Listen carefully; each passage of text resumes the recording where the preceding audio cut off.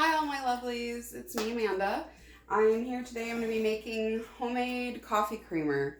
I got my coffee brewing this morning and I realized I was out of creamer.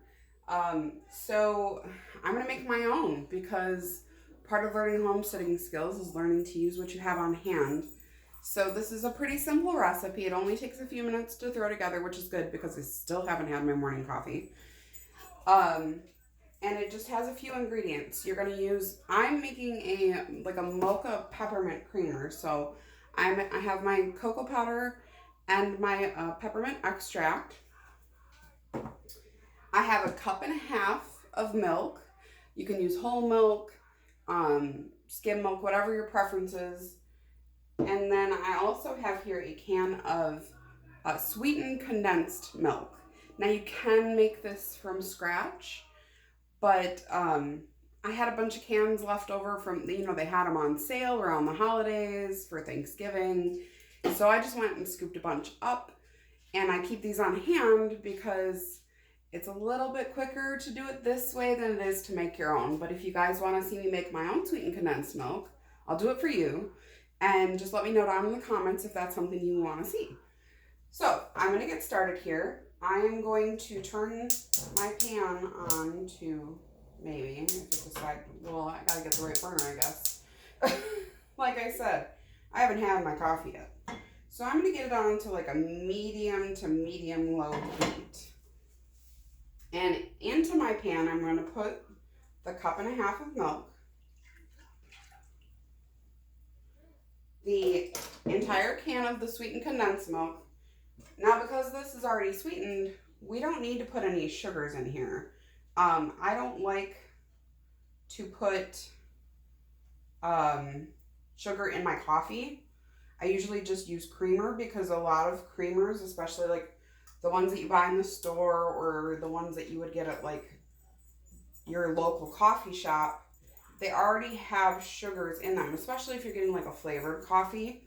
So, and I do like flavored coffee. I really am a big fan of mocha coffee. I think chocolate and coffee are meant to be together. And as a matter of fact, chocolate is in coffee is my favorite way to have chocolate. So now I'm just going to, now that I've got all that scooped out, I'm going to set aside my spatula on my lovely little spoon rest that was made by my friend Betsy Davis. She's an amazing potter and she makes these little spoon rests, and I just had to have this one. I love the little flower on it. It's so pretty.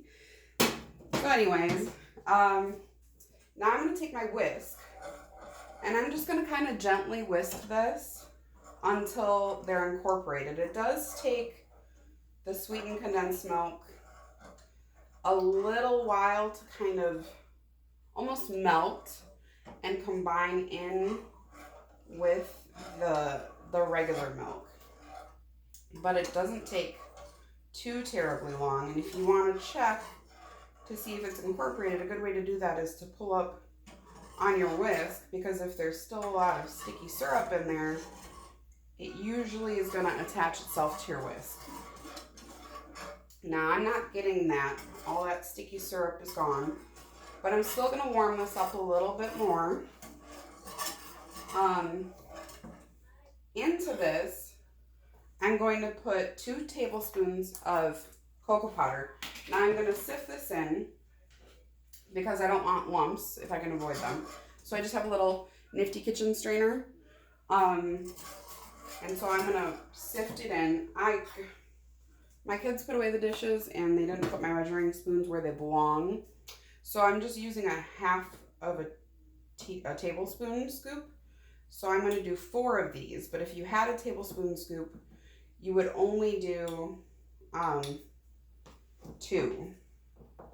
So I'm just going to put those in there and get that sifted in. And I'm going to try to sift that while I'm stirring it.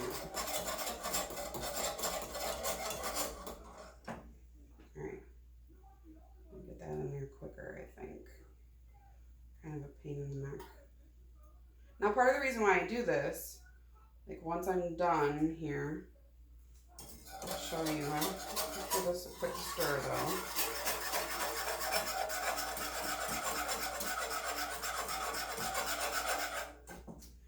there's those little clumps in there. And I don't want those in my coffee creamer. So I sift them out just to make sure that there's no clumps. Now, this is going to take a minute to whisk. You get all of that cocoa powder really well incorporated. And you just kind of got to, give it some wrist action. Really get it going. Now, I'm going to remove it from the heat a little because it's starting to get a little too warm.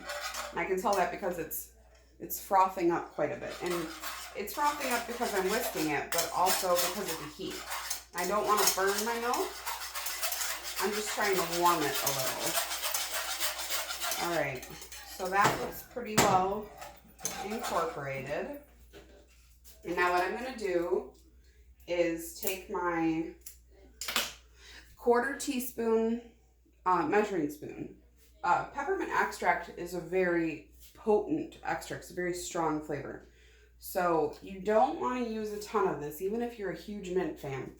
I love mint flavored things, but one time I was like, oh, I can eyeball this, because if you watched any of my previous videos, you know that I like to kind of eyeball measure, which means I don't use measuring cups or measuring spoons a lot of the time. I will just use my eyes to kind of gauge how much is in there. Because I've been cooking for so long, I've gotten pretty good at that. But this is one thing I learned: I cannot eyeball because it's so strong if you put too much in. So don't make the same mistake I did. Measure it. Use only 1/4 teaspoon. Yes, for all of this, it will be fine. And you really want the mocha flavor in this to be more prevalent anyways. So you just give it another little whisk. Now, I'm going to let this cool on my stovetop. And then when I'm done, I totally believe in repurposing, recycling. So I took this container that we had from a store-bought creamer.